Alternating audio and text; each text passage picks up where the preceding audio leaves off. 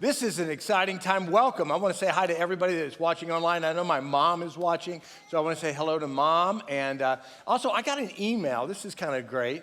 I got an email from a Tracy Perez, and she said her son, who's in the Army at Fort Hood, watches online week to week. So I want to give a big shout out and a hand clap to all the soldiers at Fort Hood, huh?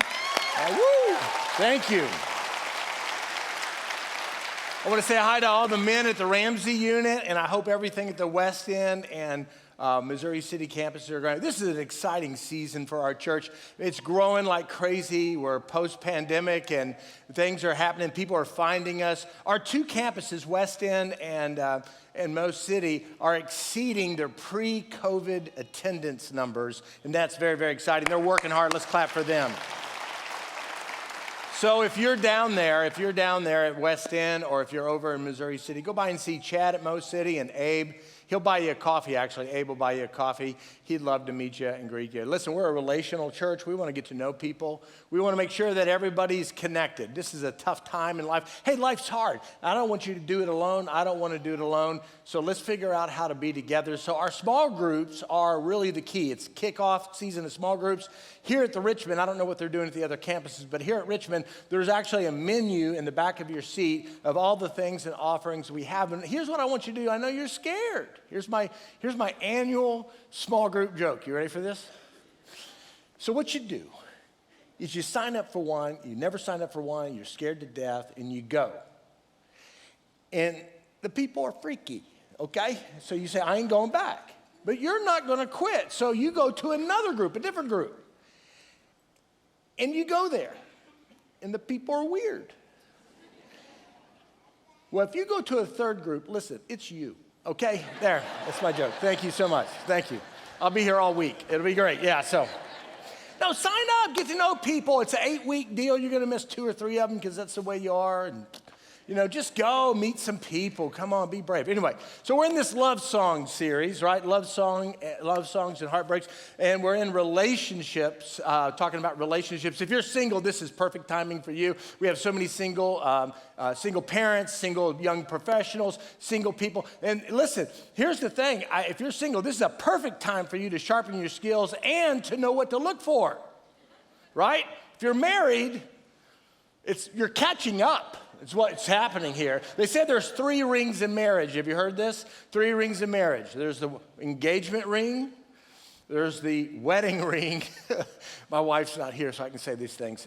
Engagement ring, wedding ring. Oh, yeah, and suffering. Thank you so much. Yes, thank you. I'm hyped up on coffee today, so. It's tough, so if you're single, then listen, I know a lot of singles, especially at West End. I've met so many young professional singles out there, and they love, you think, marriage is the answer, but listen, this is the perfect time for you and your relationship with God to develop what you're looking for. And so I'm going to help you with that today, because regardless if you're married or single, what we're going to talk about is absolutely important. Relationships are important. Listen, when God said in the book of Genesis that we're made in his image, here's what I think he was talking about. I think he was talking about the fact that God is a relational God and wants an intimate connection with each and every one of us who's created. And he made us relational. In fact, if your relationships in life aren't good, here's one thing about your life I know: your life ain't good. Everything else can be going great. You can be healthy and good looking and have a lot of social media followers if that's important to you. And yet, if your relationships are broken or hurtful or in a crisis, your life stinks. And that's the way it's supposed to be. So it's our responsibility to figure out how to build good relationships. And so we want to figure out how to do that. And Jesus had a lot to say about that. So today we're going to talk about communication. And I want to use a passage in the book of Mark. It talks about one thing, but I think we can figure out really the overarching idea. Are y'all here? Okay, good. Here we go. Mark chapter 4. Here we go. Listen, let's say that out loud together. Come on. Missouri City, West End, Ramsey unit. Come on, ready? Say that word. Listen. God always puts the responsibility on you and me to listen, right? So that's important. So Jesus starts this parable that's famous by saying, listen, I'm about to tell you something here, okay? So listen to this. You do this with your children. Like with my children, I had 4 children, raising these children up, and they were constantly in trouble because they're preacher kids, you know? And so I'd sit down, knee to knee. That's one of my deal, man. I wanted to touch knee to knee to them and talk to them and look them right in the eye and say, are you listening to me? And man, when they looked away, you knew they weren't. So I want to make sure you're listening. That's what Jesus is saying. Here's the story. A farmer went out to sow his seed, and he was scattering the seed. Some fell along the path, and the birds came along and ate it up. Some fell on rocky places where it did not have much soil, and it sprang up quickly, looked good, but because the soil was shallow, Yeah, that's right. But when the sun came up, the plants were scorched, and they withered because they had no root, right? They weren't deep. Other seed fell among the thorns, which grew up and choked out the plants so that they did not bear grain. But still other seed fell on good soil. This is the point, right? Good soil. It came up and grew and produced a crop, and some multiplying 30, some 60, and some 100 times. Then Jesus said again, how did he start this passage with the word? Listen, now he kind of closes this parable with saying this, whoever has ears to hear, let him hear. Let's say that together. Ready? Because I feel like you guys are sleepy today. Here we go. Ready? Say it out together. Ready? Whoever has ears to hear, let him hear. Let him hear. That's right. So you can have ears and you can understand words and you can still not hear. You're not hearing me. So communication is absolutely the key. Now, in this story, let me just kind of tell you what Jesus was talking about here. He goes on in the next passage, if you want to read Mark chapter 4, and explains it to the disciples, because the disciples were freaking out, like, why are you talking like this? And so Jesus says, here's the deal. There's this truth about a relationship with God. And eventually what Jesus talks about is the fact that his death, burial, and resurrection is the key to having forgiveness and finding grace. And a lot of people hear that, sort of a camp experience, right? And they get excited about it, but they don't put down roots. They don't join the small group. That's my plug for small groups. Anyway, if they don't do something, and all of a sudden, a year later, 6 months later, 3 months later, it's like yawn, whatever, irrelevant. And what happens is these different ideas that steal away this amazing truth that we can have a relationship with him. Now listen, God doesn't take away your free will. So you can free will choose to walk away, or you can free will to lean in. And what Jesus says in this passage is at the end, if you lean in, grow deep roots, figure out how to grow in your relationship with God, that your life will be fruitful. That there'll be some sort of joy. There's a bigger meaning about your life than just getting through the next season or the next day or the next crisis. That there's this big season.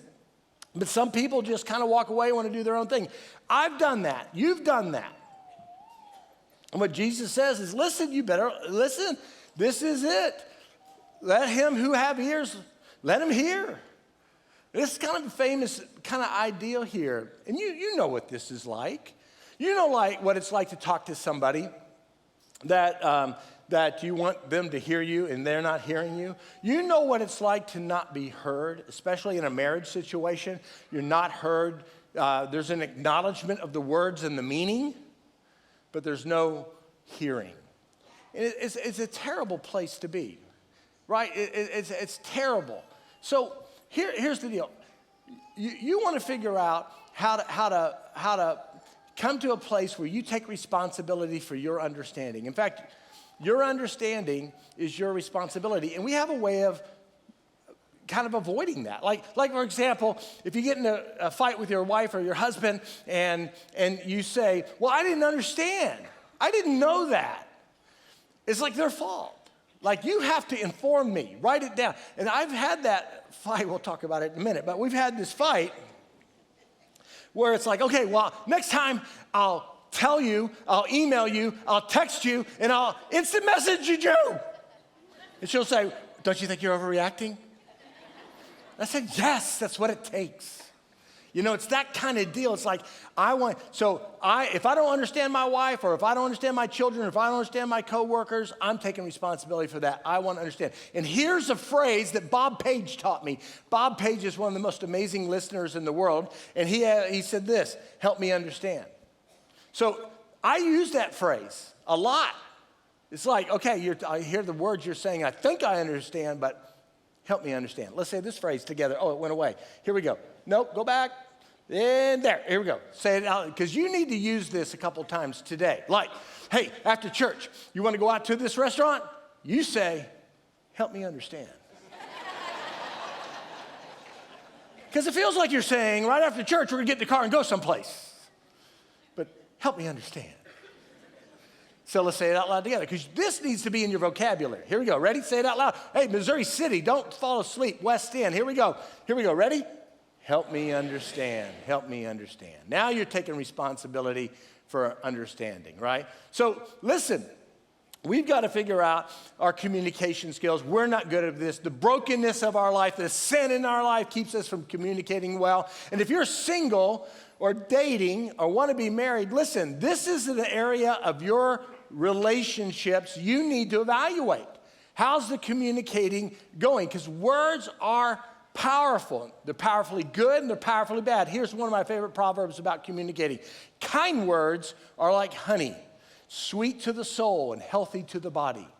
Kind words. And you know this, when you say something kind or sweet or sincere, it just melts the other person, right? It's just like, oh, can't believe you said that. And you know, right? And you know the opposite. So how do we become an effective communicator? How does this work? Well, I always attack it from the negative side. So let's talk about how do we not be an ineffective communicator? How about that? And I've come up with this thing that I don't even think is right, but it helped me, okay? I do this all the time. So this is original. These are, I think, 3 categories of ineffective communicators. This is such a downer sermon all of a sudden. Okay. But find yourself, listen, here's my advice as we go through this.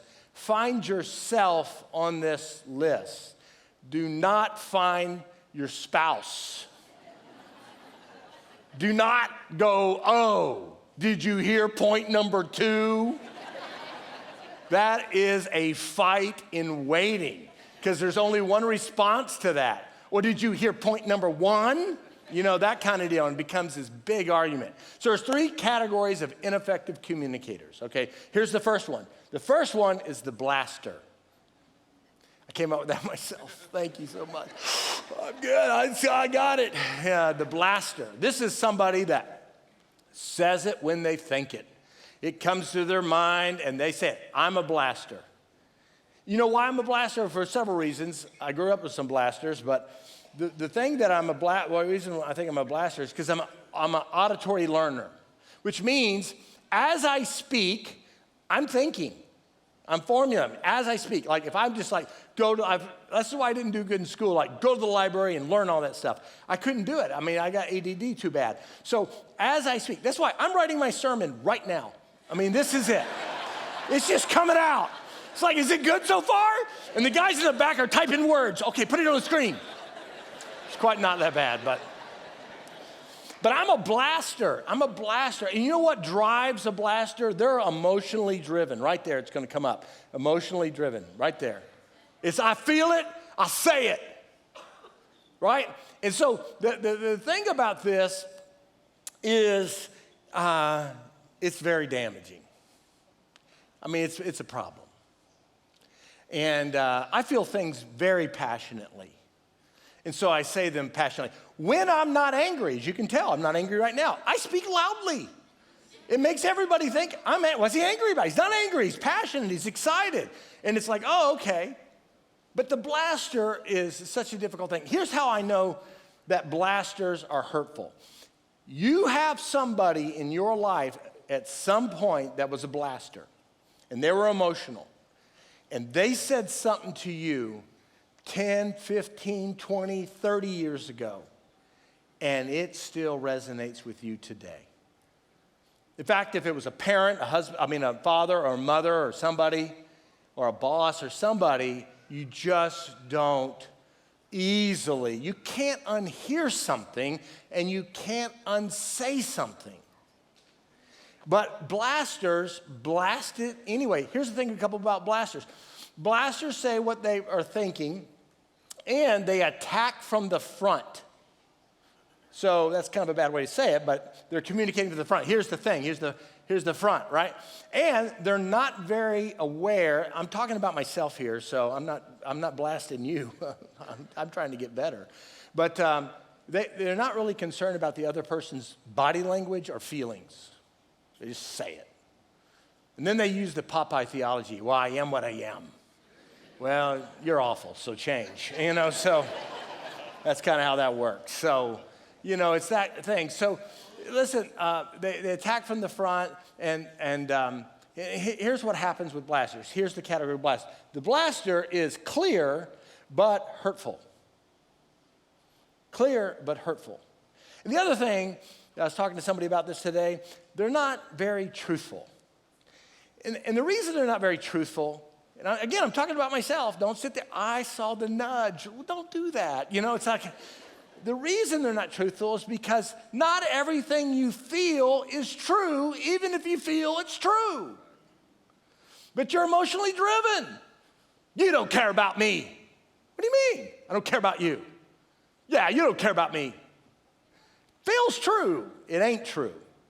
So you got to be careful with blaster. We got to move on to the next one because I'm feeling terribly convicted. Okay, so, but it's powerful. Look at this is kind of a verse for the blaster. Proverbs 21 says, "Those who guard their mouths and tongues keep themselves from calamity." And I have brought so much more calamity on my relationship, especially with Lisa, over the years. And all of a sudden you have this issue. And you want to have a conversation about it. She's a different type of communicator than me, so I'm having this blasting conversation about what's going on. I'm not really angry, I'm just saying it loud, and I say things that I shouldn't say. I say things that I wish I would have never said, and all that stuff. And what happens, blasters, you know this, what happens is that exchange becomes the issue, and the issue that brought up that exchange is no longer the issue. In fact, that issue wasn't even a big deal, but the way you talk to me, that now it's a big deal. You're the big deal. And I told Lisa one time, I said, I'm just so tired of being the problem. And she said, I am too. And just so tired of, so I've had to figure this out. I'm a blaster, it's not good, and I'm made progress. Lisa would tell you I've made some progress, a lot of counseling. I'm giving you this stuff for free. I paid for this, okay? All right, so the second category, maybe you can figure yourself here. Second category, again, I made this up, and I wanted them to rhyme. So you had the blaster, now you have the secret code master. Yeah, secret code master. This is Lisa, okay? She's not here, so I can tell you. She is a secret code. You need a decipher ring to try to figure out what they're talking about. It's like, because they don't attack from the front, they attack from the flank. It's a side attack on this, what's going on. It's totally ineffective because all of a sudden what's happening is you're talking about all this stuff. There's been several times that Lisa and I are talking, trying to communicate, and I've had to say, what are you talking about? I have no idea what you're talking about. Well, I'm just saying it's a key that you're a secret code master. If you have to re-explain what you just explained, you're not a blaster, congratulations, you're going to heaven. But the secret code master is so frustrating. It's so frustrating because it's like, okay, well, what are we talking about? I've said to go in there, Lisa was so great with the kids, and our children love her so much and all that, but I'd go in there and go, well, you need to go in there, because if I go in there, I'm going to blast. I don't want to blast. You need to go in there and give correction. And several times, especially when my kids were teenagers, where she'd go in there, I had a good talk with them. I talked to them. I told them what was up. And the kid would come out, and I said, your mom talk to you? And they'd say, yeah. I said, what'd you talk about? And they'd say, I have no idea. I said, yeah, that's the problem. So it's like this. Okay, here's my example. This did not happen. This is totally hypothetical because it's ridiculous, because my wife would never do this, but here's how a secret code master would approach something. Like, for example, if I had bad breath, which I do every time I speak for some reason, a blaster would say, you stink, okay? A blaster would say, woo, But a secret code master would do this. Hey, Patrick, do you like Tic Tacs? They always, listen, secret code, if you don't know, I don't know if I'm a secret code master or not. You ask questions where blasters make declarative statements. So you're asking questions, and I'd say, yeah, I like Tic Tacs. What's your favorite kind of Tic Tac? What's your favorite flavor? And I'd say, I like wintergreen. Oh, I do too. You know, when I was little, my dad used to take me to the drugstore, and he would always allow me to buy whatever I wanted on the candy aisle, and I'd always get wintergreen Tic Tacs.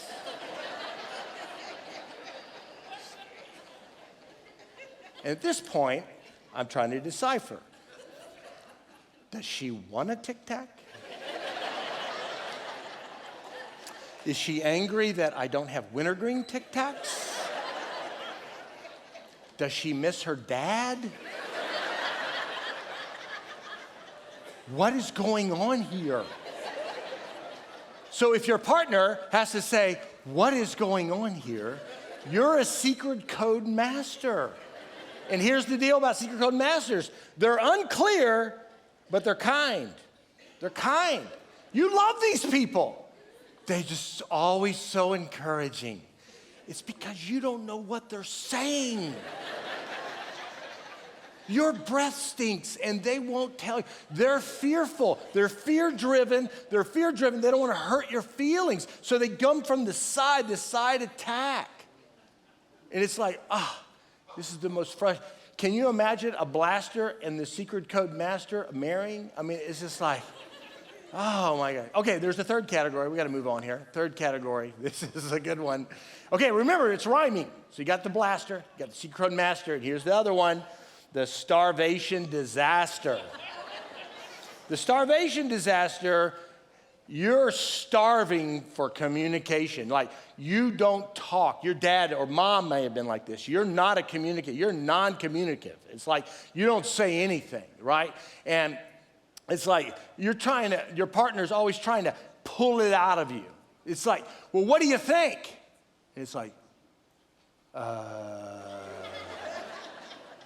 And you think they're not listening. They are listening intensely because they're not emotionally driven or fear driven. They're thought driven. And they're thinking. These are the kind of people that will not articulate a thought until it's fully developed. I've got half-baked ideas coming out of my mouth all the time. Right? But there's this thought-driven person that, and so you got to say, well, let me think about that. We're going to lunch after church. What do you mean, let me think about that? I mean, like, where do you want to go? Don't rush me. I got to think about that. And every decision they make is typically wise and good, but you're starving for communication. It's like you're trying to pull. This is a big warning sign too if you're dating somebody and it's like trying to get somebody to, just tell me, just say it. Because for me, this took a long time for me. Lisa's kind of like this in the fact that she doesn't execute half-baked ideas. She needs time to process this stuff. A lot of people do. I don't. I process as I'm talking. So I don't need any time. You want to go to lunch? Yes, I want to go to lunch. And it's there. I mean, it's right there. And so this person, what happens a lot of times with this person is this starvation disaster guy or girl, all of a sudden what will happen, they'll think and overthink it and rethink it, and it creates anxiety and stomach issues and all kinds of problems. And then a lot of times what happens is they have thought about it so much they've determined it ain't worth talking about. And they just swallow it. And that's why a lot of times the starvation disaster becomes the blaster, because something sets them off.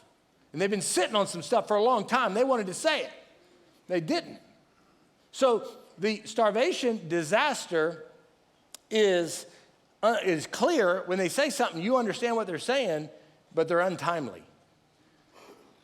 Again, your partner would say, well, what are we talking about? Oh, remember last week we were talking about that Tic Tac? Well, listen, I was thinking you need one. That kind of deal. That was last week. What are you talking about? That kind of thing. So this is ineffective. And so we got to get better. Now, I would like to tell you, you got to get better at this. And you do. You need to read a book or do something. You need to figure it out. The first part of helping yourself be a better communicator is to figure out which one you generally, I'm sure there's other categories, but these are the people in my life, right? And so you got to figure that out. So how can we be effective communicators? And I'm going to hit on that really quick because we're running out of time here. But here's how we do it. First, here's your goal. Your goal isn't to just quit being this. That's a bad goal. Here's the real goal. The real goal is to be an expert listener. That's your goal. Be an expert listener. Be an expert listener. Like, if you want to be a better communicator, you got to be an expert. If you really want to help somebody, don't give them advice, listen to them. You're closest, emotionally closest to somebody in your life because they listen to you and you feel heard by them. And when you don't feel heard, regardless if you've been married a long time or a short time, when you don't feel heard, then all of a sudden you don't feel close. We want to be heard. In fact, you should do this. Here's your homework. You should find somebody in your life that's an amazing listener. There's so many people like that around here. This is why small groups is important. Again, another plug. Thank you. And it's this idea that there's so many great listeners, but don't just observe them. Don't go up to them and say, Pastor told me to find a good listener, and you're a good listener. You're creepy at that point. Don't do that, okay? I have to tell you this because I want to be clear and hurtful. And so don't go up to somebody and say, you're good. Just watch them.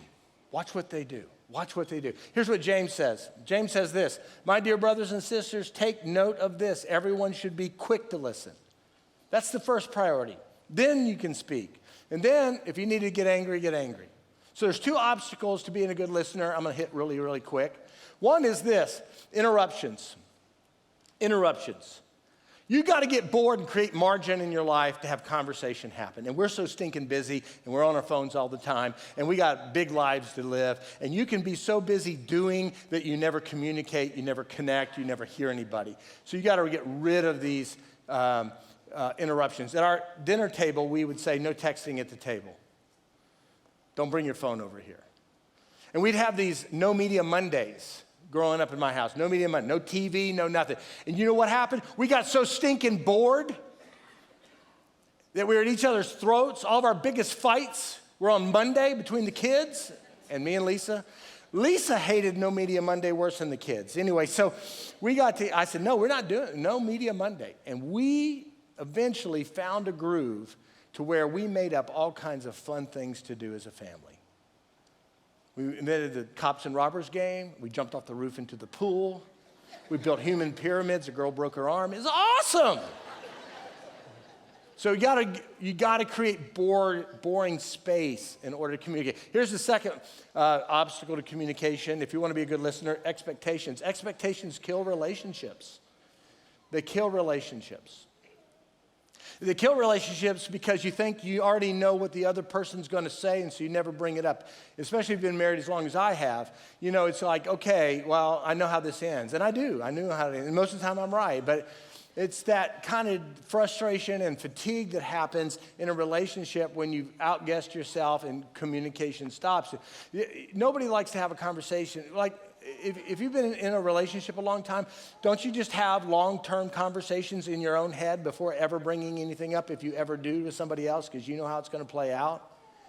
That kills communication. So if you want to be an effective listener or an expert listener and create good communication skills, you're going to have to get rid of your expectations. You can say, hey, I think I know how this is going to end, but I'm going to say something.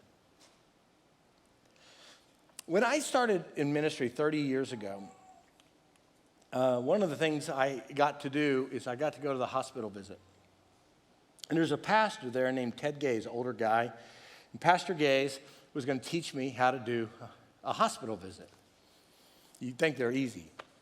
And so we went to the hospital, and he goes, okay, Patrick, here's the deal. You go do the hospital visit, and we'll see how you do. So I walked in, introduced myself, shook their hand, talked to the person, tell me that, okay. Look concerned, you know, hey, I'm concerned. And then I pretty much just prayed for the person and said, thank you, if I can do anything, let me know. I was very sincere. I mean, I really cared. But I walked out of the deal, and I said, Pastor Gaze, I said, Ted, how do you think I did? He said, well, it probably was the worst hospital visit I've ever seen, really. I said, what are you talking about? I thought I was incredible. I mean, really. He said, well, do you think you just blessed that person by showing up as Pastor Patrick and you prayed for them? And you have some sort of special anointing from God? Do you even know that person's wife's name? Do you know that person's family? Do you know what they're going through? You know what? This whole time, you only ask medical questions, not spiritual questions, not emotional questions. And I said, what else did I do wrong? And he said, well, you didn't sit down. You came going. And I said, teach me, sensei. Teach me. And he was amazing. From that point on, when I go to a hospital visit, I sit down. I take my time. I ask questions. It's so enriching for me. And I thought, that's the deal. That's the point. So anyway, we got to go. Be an expert communicator. Y'all hearing me? All right, let me pray for us. Father and God, we're terrible at this, and we're all broken in it, and we need your help. So would you help us? In Jesus' name, amen. God bless you. Y'all have a great week.